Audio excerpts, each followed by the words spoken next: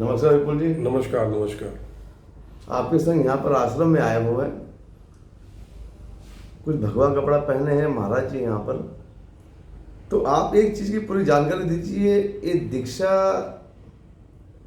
और एक सन्यासी, इनमें क्या अंतर है और ये काफ़ी जगह पे किस तरीके से है, तो इसकी थोड़ा जानकारी दें तो लोगों को थोड़ा सा विवरण से पता लगे। देखिए बलदेव जी, पहली बात तो यह है, संन्यास और दीक्षा की कोई बराबरी नहीं होती। देखिए संन्यास क्या होता है, ये भगवा वस्त्र पहनने का अधिकार केवल सन्यासियों को है। आजकल जो पहनते हैं वो मूर्खता में पहनते हैं, दिखावे के लिए पहनते हैं कि हम बहुत बड़े भक्त हैं, और नकली लोग भी पहनते हैं। लेकिन ये दशनामी परंपरा जो आदि गुरु शंकराचार्य ने शामिल की थी, स्टार्ट की थी, वो मुगलों के खिलाफ युद्ध के लिए आरंभ की थी। और इनको हम धर्म ध्वजा वाहक कहते हैं कि ये सन्यास का तात्पर्य भौतिक रूप में उस समय ये था कि इनके आगे पीछे कोई नहीं है और ये सनातन के प्रचार के लिए निकले हैं।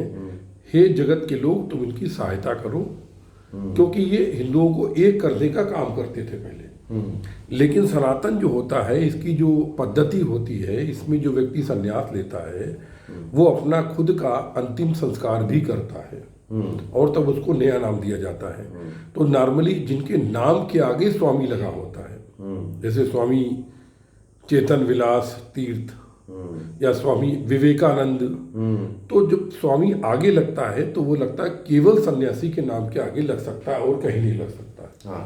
लेकिन पीछे जो लगाता है वो लोग सरनेम इस्तेमाल करते हैं, जैसे कि टीपी गोस्वामी, स्वामी, ये पीछे जो आता है वो सरनेम है। आगे जो आएगा जिसके नाम के आगे स्वामी है, समझ लो वो सन्यासी है। दूसरी चीज, भगवा वस्त्र धारण करने का इन्हीं को अधिकार है। भगवा वस्त्र इसलिए होते हैं क्योंकि ये अग्नि का कलर भगवा होता है।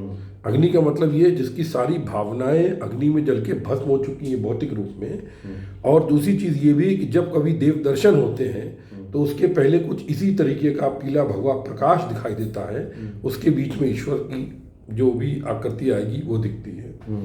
तो इसलिए भी भगवा धारण करते हैं। फिर आपने प्रश्न किया कि देखिए सनातन में तीन चीजें हैं। पहली है ब्रह्मचारी।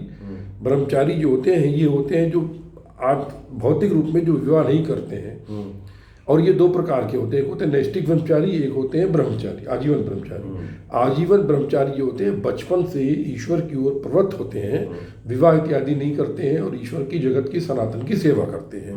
दूसरे होते हैं नैष्टिक ब्रह्मचारी जो विवाहित होते हैं लेकिन उसके बाद ये प्रण करते हैं कि वो सनातन की सेवा करेंगे, सनातन की ओर जाएंगे और जगत का कल्याण करेंगे, तो वो नैष्टिक ब्रह्मचारी कहलाते हैं। आप समझे ना? हाँ। एक आजीवन, एक नैष्टिक। अच्छा, फिर इसके बाद की अवस्था होती है सन्यासियों की। सन्यासी इसके बाद होता है कि जब कि वो उसका सन्यासी शब्द आया है सांख्य योग से। भगवत गीता में सन्यास की दो अवस्थाएं बताई गई हैं, सांख्य और कर्म योग। सांख्य जो होता है ये शरीर का होता है, जब मनुष्य ये मानने लगता है कि कोई भी ये जगत में जो भी कार्य हो रहा है ये ईश्वर कर रहा है, मैं नहीं कर रहा हूँ, तो वो कहलाता है सांख्य। और जब हमें फल के प्रति हमारी आसक्ति नहीं रहती है, कर्म करने केवल करते हैं और श्रद्धा से करते हैं, तो और भक्ति, तब वो कहलाता है कर्मयोग। सांख्य का तात्पर्य ये शरीर होता है, तो यानी शरीर को नष्ट कर देते हैं। उनका खुद का जो है उनका खुद का जो है अपना दाह संस्कार कर, मतलब एक तरह से अंत्येष्टि करते हैं, पिंडदान करते हैं अपना। उसके बाद संन्यास दीक्षा और नया नाम मिलता है। फिर आपने पूछा दीक्षा क्या होती है। दीक्षा जो होती है ये होती है गुरु शिष्य परंपरा में जोड़ने की एक दूसरे को। दी इच्छा, हमारी जो इच्छा हुई और हमको दिशा दी कि हम सनातन की ओर, ईश्वर की ओर कैसे प्रवृत्त हों, तो ये गुरु शिष्य परंपरा में दीक्षा शब्द आता है कि हे गुरु हमको अंधकार से प्रकाश की ओर ले जाओ। गुरु मतलब होता है अंधकार से प्रकाश। तो गुरु जो होता है वो शिष्य को मार्ग दिखाता है, सदगुरु जो होता है और ले जाता है। अच्छा, ये भी कई प्रकार के होते हैं। कुछ गुरु होते हैं सदगुरु वो केवल अंतर्मुखी कराते हैं, कुछ उनको केवल विधि बता देते हैं, कुछ होते हैं केवल मंत्र दे देते हैं, और कुछ जो होते हैं वो शिष्य के अंदर की जाकर के सीधे कुंडली शक्ति जागृत कर देते हैं। तो हम जिस आश्रम में बैठे हुए हैं यहाँ पर गुरु अपने शिष्य की कुंडली शक्ति जागृत करता है और फिर आगे की कहानी आरंभ होती है। अब आपको मैं समझता हूँ समझ गया, थोड़ा समझ गए। दूसरा चीज कैसा है कि वो चाबी मांग रहे हैं। तो इसमें धर्मोदय आयुक्त का कुछ इन्वॉल्वमेंट रहता है? किनका? धर्मोदय आयुक्त। आयुक्त? हाँ, वो अलग चीज है, धर्म है वो तो फिजिकल चीजें गवर्नमेंट के द्वारा बताई अच्छा, बताई हुई दूसरी चैरिटी भी को चीज बोलते हैं। एक जो दीक्षा लेते हैं या सन्यासी बनते हैं, उसका जो प्रमाण पत्र जारी किस तरीके से किया जाता है? देखिए ऐसा होता है कि दशनामी परंपरा होती है, इसमें 10 नाम होते हैं, वही होते हैं। उन परंपराओं की आदि गुरु शंकराचार्य से श्रृंखला चली आती है और उसमें उनको एक जो गुरु होता है वो प्रमाण पत्र देता है कि आपको ये संन्यास दिया गया है, ये आइडेंटिटी के रूप में इस्तेमाल होता है।